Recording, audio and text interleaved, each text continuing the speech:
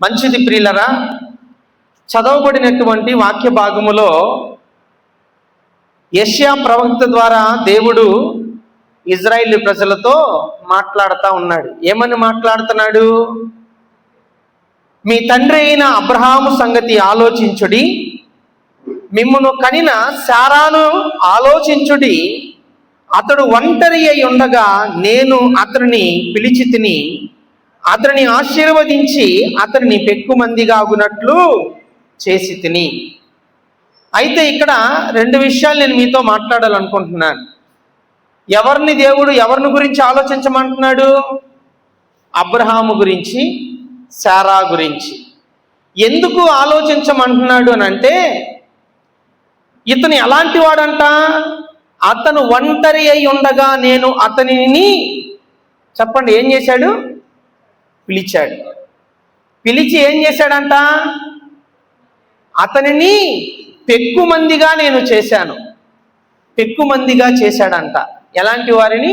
ఒంటరిగా ఉన్న వ్యక్తిని పిలిచాడంట దేవుడు. ఈరోజు ఈ మాటలు వింటున్నటువంటి నా ప్రియమైన సహోదరి సహోదరుడా, నీవు కూడా నీ జీవితంలో ఈ మాటలు నువ్వు ఒంటరిగా వింటున్నావేమో, కుటుంబ సమేతముగా నువ్వు వింటున్నావేమో. అయితే దేవుడు అంటా ఉన్నాడు, అబ్రహాము గురించి ఆలోచించు, శారా గురించి ఆలోచించు, ఒంటరిగా ఉన్నవాడిని పిలిచి నేను పెక్కుమందిగా చేశాను అని అంటున్నాడు. ఎందుకు ఈరోజు ఈ మాట నీ యొక్క వినికిడిలోనికి దేవుడు తెస్తున్నాడు అని అంటే, నిన్ను కూడా దేవుడు పెక్కుమందిగా మార్చాలని ఆశపడతా ఉన్నాడు. దేవునికి స్తోత్రం, హల్లెలూయా. నిన్ను కూడా పెక్కుమందిగా మార్చాలని, అబ్రహాము యొక్క సంతానము ద్వారా ఈరోజు భూప్రపంచంలో అనేకులు ఆశీర్వదించబడ్డారు. అవునా కాదా? అదే విధమైన ఆశీర్వాదము నీకు కూడా దేవుడు ఇస్తానని మాట్లాడుతూ ఉన్నాడు. అందుకనే ఈ మాటలు వినడానికి దేవుడు నిన్ను ఈరోజు ఈ స్థలములో ఉంచాడు. ఎక్కడైనా దూరాన ఉండి ఈ మాటలను నువ్వు విన్నట్లయితే దేవుడు నిన్ను ఆశీర్వదించాలని ఈ మాటలు నీ చెవికి వినబడేలాగా చేస్తా ఉన్నాడు. అయితే ఇక్కడ అంత గొప్పగా వారిని ఆశీర్వదించబడ్డానికి గల కారణము ఏంటో మనం తెలుసుకోగలిగితే, తెలుసుకున్నటువంటి ఆ కారణాన్ని బట్టి మనము జీవించగలిగితే దేవుడు మనల్ని ఏం చేస్తాడంట? అనేకులకు ఆశీర్వాదకరంగా మారుస్తాడంట. దేవునికి స్తోత్రం, హల్లెలూయా. నమ్మిన వారందరూ దేవునికి స్తోత్రం చెప్పండి. హల్లెలూయా. మారుస్తాడా? మార్చడా? మారుస్తాడు. మాట ఇచ్చిన దేవుడు నిన్ను మరచిపోవునా? దేవుడు మర్చిపోతాడండి? మర్చిపోడు. మనుషులు మర్చిపోతారేమో, నేను ప్రకటిస్తున్నటువంటి నజరేయుడైన యేసు క్రీస్తు ప్రభువారు ఎప్పటికీ మర్చిపోడు. అందుకనే భూమిని సృష్టించిన తర్వాత, మనందరినీ సృష్టించిన తర్వాత, మనము తప్పిపోయినటువంటి స్థితిలో కూడా మనల్ని మర్చిపోలా దేవుడు. దివిని విడిచిపెట్టి భూమి మీదకి దిగి వచ్చాడంట. ఆయన శిలువ మరణము ద్వారా తిరిగి నువ్వు ఏదైతే కోల్పోయావో ఆ యొక్క స్వాస్థ్యాన్ని తిరిగి నీకు ఇవ్వడానికి ఆయన నీ కోసము మరణించాడంట. అంత గొప్ప దేవుడు అండి మన దేవుడు. అర్థమవుతుందా? కాబట్టి గమనించండి ప్రియమైన దేవుని బిడ్డలారా, అబ్రహాము అంతగా ఆశీర్వదించబడ్డానికి గల కారణము ఏంటి అని అంటే, ఆదికాండము 24వ అధ్యాయము 1వ వచనం. అబ్రహాము బహుకాలము గడిచిన వృద్ధుడై ఉండెను, అన్ని విషయములలోనూ యెహోవా అబ్రహామును ఆశీర్వదించెను. దేవునికి స్తోత్రం, హల్లెలూయా. ఎన్ని విషయాల్లో అంట? ఎన్ని విషయాల్లో అంట? ఎన్ని విషయాల్లో అంట? గట్టిగా చెప్పండి. అన్ని విషయాల్లో ఆశీర్వదించాడంట. ఒక విషయం కాదు, 2 విషయాలు కాదు, 3 విషయాలు కాదు, అన్ని విషయాల్లో అబ్రహాముని దేవుడు ఆశీర్వదించాడు. ఎందుకు అనంటే ప్రియులరా, ఒకానొక దినములో ఈ 12వ అధ్యాయము ప్రారంభములో మనం చూస్తాం, అబ్రహాముని దేవుడు పిలిచాడు. దేవుడు పిలిచి అబ్రహాముతో మాట్లాడుతున్నటువంటి మాట ఏంటి అని అంటే, అంటున్నాడు, నీవు లేచి నీ దేశము నుండి, నీ బంధువుల యొద్ద నుండి, నీ తండ్రి ఇంటి నుండి బయలుదేరి నేను నీకు చూపించు దేశమునకు వెళ్ళుము, నిన్ను గొప్ప జనముగా చేసి నిన్ను ఆశీర్వదించి నీ నామము గొప్ప చేయుదును, నీవు ఆశీర్వాదకరముగా నుందువు, నిన్ను ఆశీర్వదించు వారిని ఆశీర్వదించదను, నిన్ను దూషించు వారిని శపించదను, భూమి యొక్క సమస్త జనములు నీయందు ఆశీర్వదించబడునని అబ్రహాముతో అనగా, యెహోవా అతనితో చెప్పిన ప్రకారము అబ్రహాము వెళ్ళెను. దేవునికి స్తోత్రం, హల్లెలూయా. ఇక్కడ విషయం ఏంటంటే, పిలువబడిన స్థితి నేను ఎందుకు చెప్పాను అని అంటే, పిలువబడిన స్థితి ఏంటి అంటే దేవుణ్ణి ఎరగని స్థితి. పిలిచినప్పుడు ఎక్కడి నుంచి ఆ స్వరం వస్తుంది? ఒక స్వరం వినబడుతుంది. ఆ స్వరము వినబడినట్టు ఆ వచ్చినటువంటి స్వరానికి అబ్రహాము లోబడ్డాడు.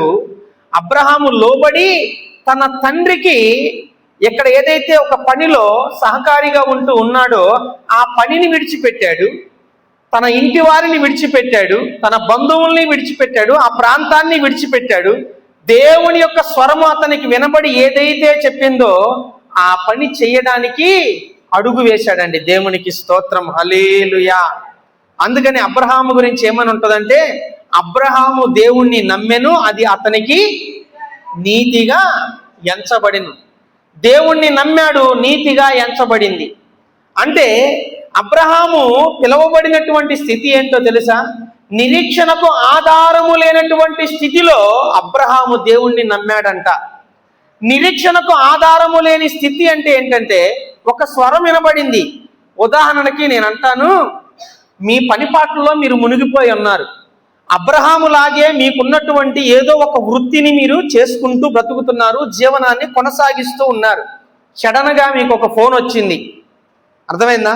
సడన్గా మీకు ఒక ఫోన్ వచ్చింది, అయ్యా నేను పలానా మాట్లాడుతున్నాను, నీకు నేను ఒక మంచి భవిష్యత్తునిస్తాను, నీ యొక్క కుటుంబాన్ని నేను ఆశీర్వదిస్తాను, భూమి మీద ఉన్న సమస్త జనములు నీ ద్వారా ఆశీర్వదించబడతాయి, నిన్ను శపించువాడిని నేను శపిస్తాను, నిన్ను దీవించువాడిని నేను దీవిస్తాను, కాబట్టి నువ్వు బయలుదేరు అని చెప్తే ఎవరన్నా ఉన్నారు మీరు వెళ్ళేవాళ్ళు? చెప్పండి, వెళ్తామన్నాడు. వెళ్తారండి? తల్లిదండ్రిని వదిలిపెట్టి, ఉన్న ఊరిని వదిలిపెట్టి, చేస్తున్న ఉద్యోగాన్ని వదిలిపెట్టి వెళ్తారా? వెళ్ళలేరు. ఎందుకంటే నిరీక్షణకి ఆధారం ఏముంది అక్కడ? నిరీక్షణ అంటే ఏంటి? ఎదురు చూడడానికి వచ్చినటువంటి ఆ మాటకి ఏదైనా ఆధారం ఉందా అంటే ఆధారము లేదు. మనం అంటా ఉంటాం కదా, చిన్నప్పుడు అంటా ఉండేవారు, ఆకాశరామన్న ఉత్తరాలు అని అంటారు. ఆకాశరామన్న ఉత్తరాలు ఏమైనా ఉంటాయండి? ఏమైనా ఉంటుంది ఆధారం? ఏం ఉండదు. అర్థమైందా? అట్లాగా ఇక్కడ అబ్రహాముకు కూడా దేవుడు ఆ విధంగా మాట్లాడాడంటే, ఆ విధంగా మాట్లాడినప్పుడు కూడా దేవుణ్ణి నమ్మాడు అని అంటే దానినే నిరీక్షణకు ఆధారము లేని స్థితిలో కూడా అబ్రహాము దేవుణ్ణి నమ్మాడు అంట. దేవునికి స్తోత్రం, హల్లెలూయా. ఈరోజు లోకములో జీవిస్తున్న ప్రతి మనిషికి ఒక నిరీక్షణ ఉందా లేదా? యేసుక్రీస్తు ప్రభువారిలో ఉంది. అయినా కానీ నమ్మరు. క్రైస్తవులు కూడా నమ్మని పరిస్థితి అండి. పేరుకి క్రైస్తవులుగా ఉండే వాళ్ళు కూడా నమ్మని పరిస్థితి. అర్థమైందా? ఇంకా దేవుణ్ణి మందిరానికి వస్తూ ఉంటారు కానీ ఇంకా దేవుణ్ణి ఎరగనటువంటి పరిస్థితి, దేవుణ్ణి నమ్మనటువంటి పరిస్థితి.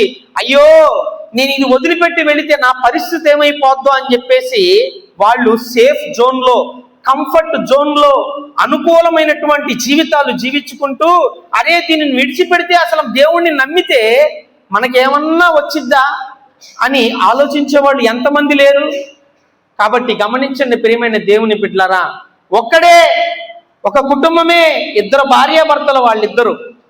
ఆ ఇద్దరు భార్యాభర్తల గురించి దేవుడు ఎందుకని చెప్తున్నాడు ఇజ్రాయేలు ప్రజలందరికీ? ఈరోజు ఇజ్రాయేల్ ప్రజలకి ఎట్లా చెప్తున్నాడో ఈరోజు మన వెనికిడిలో కూడా అదే చెప్తున్నాడు. ఏమని?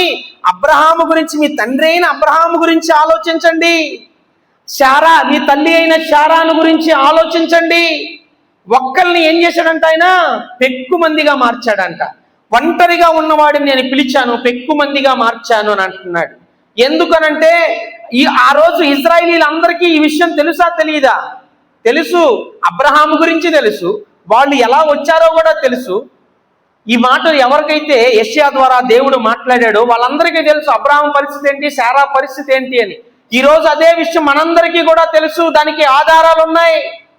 కానీ మనము నమ్మనటువంటి పరిస్థితి. ఎందుకనంటే మనము దేవుణ్ణి అలా నమ్మలేని పరిస్థితి. నిరీక్షణకి ఆధారం లేదండి. అక్కడ ఆధారం ఉంటేనేగా మేము నమ్మేది అని అంటే పిల్లల అద్భుతాన్ని మనము చూడలేం. మన కుటుంబము, మన తరతరాలు, మన ఇరుగు పొరుగు వారికి కావచ్చు, మన దేశానికి కావచ్చు, యావత్ ప్రపంచానికి కావచ్చు ఆశీర్వాదకరముగా ఉండేది ఎప్పుడు అని అంటే మనము నిరీక్షణకు ఆధారము లేని స్థితిలో కూడా దేవుని యందు నమ్మకము కలిగి మనము విశ్వాసముతో ముందుకి అడుగులు వేసినప్పుడే. దేవునికి స్తోత్రం, హల్లెలూయా. చూసారా ఎంత విశ్వాసం అండి. ఈ 12వ అధ్యాయంలో మనకు కనబడతా ఉంది. దేవుడి స్వరం వినపడింది, విన్నాడు. 4వ వచనంలో ఏం చేశాడు? యెహోవా అతనితో చెప్పిన ప్రకారము అబ్రహాము చేసెను అని ఉంది. అర్థమైందా? ఇలా ఎవరన్నా చేస్తారా? నేను అడుగుతా, ఎరా విజయ్ నీకు ఫోన్ వచ్చి మిమ్మల్ని వదిలిపెట్టేయి, మీ నాన్న వదిలిపెట్టేయి, ఈ సిఆర్ నగర్ను వదిలిపెట్టేయి, నీకు ఒక ప్రాంతాన్ని నేను చూపిస్తాను, నేను గొప్పగా ఆశీర్వదిస్తాను అని ఏదన్నా ఫోన్ వస్తే వెళ్తావా? రేపు మాట వరుసగా చెప్పడం కాదురా.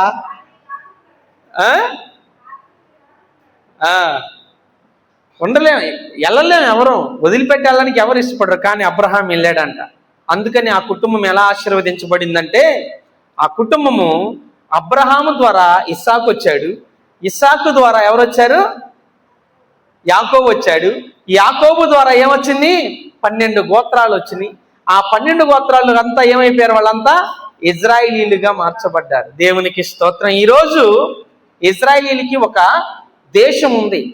ఈ ప్రపంచ దేశంలో ఉన్న దేశాలన్నీ కూడా ఎవరి వైపు చూస్తున్నాయి? ఇజ్రాయిలీల వైపు చూస్తా ఉన్నాయి. ఇజ్రాయిల్ దేశం వైపు చూస్తా ఉన్నాయి. ఎంత గొప్పగా ఇజ్రాయిల్ దేశం ఉంది. ఈరోజు ఈ ప్రపంచం మీద మనం చూస్తే గొప్ప బహుమతి ఏంటిదంటండి? గొప్ప బహుమతి ఏంటి? నోబెల్ బహుమతి. 100%లో 90% పైగా నోబెల్ బహుమతిని సంపాదించింది, పొందుకుంది ఎవరో తెలుసా? ఇజ్రాయిలీలే, యూదులే. అర్థమైందా? అంత గొప్పగా దేవుడు వారికి జ్ఞానాన్ని ఇచ్చారు. ఈ రోజు వరకు ఎంతో మంది ఇజ్రాయిల్ దేశాన్ని నాశనం చేయాలని వెళ్ళినా కానీ ఇజ్రాయిల్ దేశాన్ని ఎవ్వరూ ఏమీ చేయలేకపోతున్నారు. ఎందుకు? దేవుని యొక్క మహాకృప. దేవుడు వారందరి పక్షముగా ఉండి వారికి మంచి జ్ఞానాన్ని ఇచ్చి దేశం మొత్తం కూడా ఒకటి షీల్డ్ చేశారు. తెలుసా దాని గురించి మీకు? అంటే ఏ బాంబు వేసినా కానీ, ఏ మిసైల్ పంపించినా కానీ గాల్లోనే బ్లాస్ట్ అయిపోతాయి అన్నమాట. అంత గొప్ప టెక్నాలజీ అక్కడ మనకి. ఇప్పుడు భారత సైన్యంలో స్త్రీలు తీసుకోవడం జరుగుతుంది, కానీ ఇజ్రాయిల్ సైన్యంలో ఎప్పటి నుంచో ఉన్నారండి. ఎంత గొప్పగా పోరాడతారు తెలుసా? అంత గొప్ప చరిత్ర కలిగినటువంటి దేశముగా ఉంది అని అంటే ప్రియులరా, ఎందుకు అనంటే ఇది అబ్రహాము యొక్క విశ్వాసమును బట్టి. దేవునికి స్తోత్రం, హల్లెలూయా. అబ్రహాముకు దేవుడిచ్చిన వాగ్దానాన్ని దేవుడు మర్చిపోలా, ఈనాటికి కూడా మర్చిపోలా. నీ జీవితంలో ఎలా మర్చిపోతాడండి? నీ జీవితంలో ఎలా మర్చిపోతాడు? కాబట్టి దేవుడు అంటా ఉన్నాడు, అబ్రహాము గురించి ఆలోచించు, శారా గురించి ఆలోచించు. ఒక్కడిగా ఉన్నవాడిని పిలిచాను, పెక్కుమందిగా నేను మార్చాను అనడానికి గొప్ప విశ్వాసం అండి. అది గొప్ప విశ్వాసం. ఇంకా అబ్రహాము యొక్క విశ్వాసాన్ని మనం చూస్తే ఆ అబ్రహాము మాత్రమే కాదు, కానీ అబ్రహాముతో ఉన్నటువంటి తన భార్య అయినటువంటి శారా కూడా విశ్వాసములో ఎలా నడవాలో నేర్పించాడండి అబ్రహాము. దేవునికి స్తోత్రం, హల్లెలూయా.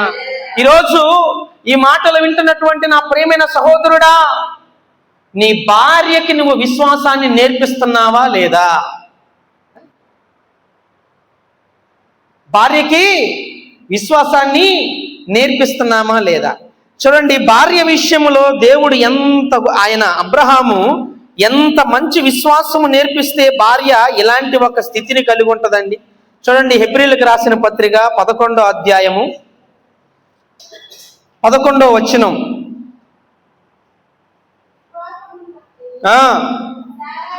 విశ్వాసమును బట్టి శారాయు వాగ్దానము చేసిన వాడు నమ్మదగిన వాడని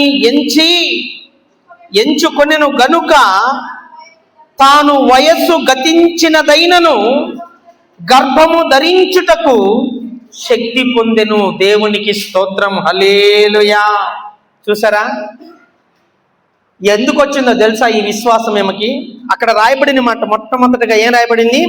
విశ్వాసమును బట్టి శారాయు వాగ్దానము చేసిన వాడు నమ్మదగిన వాడని ఎంచుకొనెను గనుక. అంటే మనము ఎవరితో అయినా సహవాసం చేస్తే మన విశ్వాసం ఏమవ్వాలి? మెరుగుపరచబడాలి. నిరీక్షణకు ఆధారము లేనటువంటి స్థితిలో దేవుణ్ణి నమ్మి విశ్వాసమును బట్టి నీతిమంతుడుగా తీర్చబడినటువంటి అబ్రహాముతో ఉన్నటువంటి ఈ శారా జీవితాన్ని మనం చూస్తే, విశ్వాసమును బట్టి వాగ్దానము చేసిన వాడు నమ్మదగిన వాడు అని ఎంచుకొనెను గనుక ఏం పొందుకుందంట? ఆ విశ్వాసాన్ని బట్టి చూడండి ఆ మాట చూడండి. అసలు మాట చూస్తే, తాను వయస్సు గతించినదైనను గర్భము ధరించుటకు, దేవునికి స్తోత్రం, హల్లెలూయా, గర్భము ధరించుటకు శక్తి పొందిందంట. అంటే విశ్వాసము నువ్వు కలిగి ఉంటే, నువ్వు గొడ్రాలుగా ఉన్నావా, గర్భము ధరించడానికి శక్తిని పొందుకుంటావు అంతే.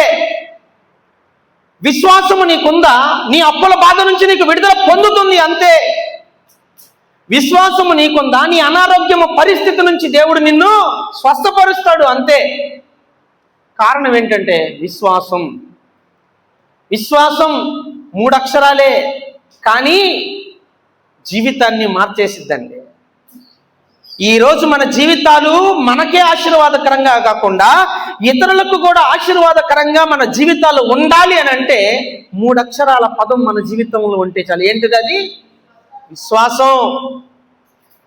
విశ్వాసం అండి. విశ్వాసము లేకుండా దేవునికి ఇష్టులయ్యుండుట అసాధ్యము. దేవుని యొద్దకు వచ్చువాడు ఆయన ఉన్నాడనియు, తన్ను వెదకు వారికి ఆయన ఫలము దయచేయువాడనియు నమ్మవలెను గదా. కాబట్టి గమనించండి ప్రియమైన దేవుని బిడ్డలారా, అబ్రహాముతో ఉన్నటువంటి శారాకి కూడా విశ్వాసం అంటే ఏంటో నేర్పించగలిగాడు. విశ్వాసములో బ్రతకటము నేర్పించగలిగాడు. ఈరోజు ఈ మాటలు వింటున్నటువంటి ప్రియమైన సహోదరి సహోదరుడా, ప్రియమైన తల్లి, ప్రియమైన తండ్రి, భార్య భర్తకి విశ్వాసము నేర్పిస్తుందా? భర్త భార్యకు విశ్వాసములో కొనసాగటము నేర్పిస్తున్నారా? మన బిడ్డలకి మనము నేర్పిస్తున్నామా? అబ్రహాము భార్యకు మాత్రమే నేర్పించలా, తన బిడ్డకు కూడా విశ్వాసములో ఎలా నడవాలో, దేవుణ్ణి ఎలా విశ్వసించాలో నేర్పించాడండి. భార్యకి నేర్పించినందుకు భార్య గొడ్రాలు వయసు ఉడికిపోయిన స్థితిలో కూడా గర్భము ధరించడానికి విశ్వాసమును బట్టి శక్తిని పొందుకుందంట. అది విశ్వాసం. ఆ తర్వాత మనం చూస్తే కుమారుడికి కూడా అబ్రహాము విశ్వాసములో ఎలా నడవాలో, విశ్వాసము కలిగి ఎలా జీవించాలో నేర్పించాడు. దేవునికి స్తోత్రం, హల్లెలూయా. ఎంత గొప్ప విశ్వాసాన్ని నేర్పించాడనంటే చూడండి, ఆదికాండము 22వ అధ్యాయము 1వ వచనము నుంచి చదువుదాం. ఆ సంగతులు జరిగిన తరువాత దేవుడు అబ్రహామును పరిశోధించెను. ఎట్లనగా, ఆయన అబ్రహామా అని పిలువగా అతడు చిత్తము ప్రభువా అనెను. అప్పుడు ఆయన, నీకు ఒక్కడైయున్న నీ కుమారుని, అనగా నీవు ప్రేమించు ఇస్సాకును తీసుకొని మోరియా దేశమునకు వెళ్ళి అక్కడ నేను నీతో చెప్పబోవు పర్వతములలో ఒకదాని మీద దహన బలిగా అతనిని అర్పించమని చెప్పెను. తెల్లవారినప్పుడు అబ్రహాము లేచి తన గాడిదకు గంత కట్టి తన పరివారిలో 2 తన కుమారుడకు ఇస్సాకును వెంటబెట్టుకొని దహన బలి కొరకు కట్టెలు చీల్చి లేచి దేవుడు తనతో చెప్పిన చోటికి వెళ్ళెను.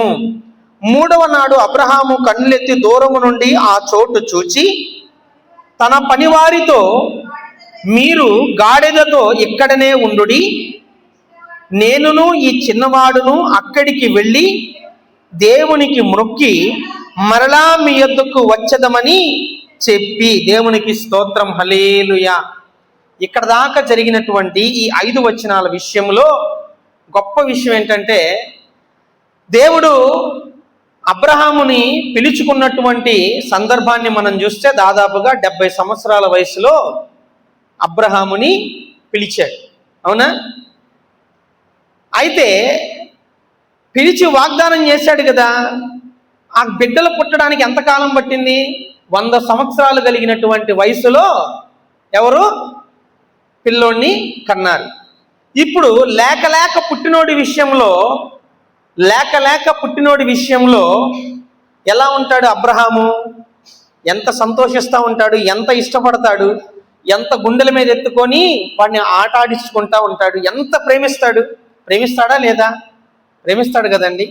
అంతగా ప్రేమించేటటువంటి విషయాన్ని దేవుడు చూచినప్పుడు ప్రియులరా, దేవుడు అక్కడ మనం చూస్తే ఏం చేశాడంటే అబ్రహాముని మరలా దర్శించి అబ్రహాముతో అన్నాడు.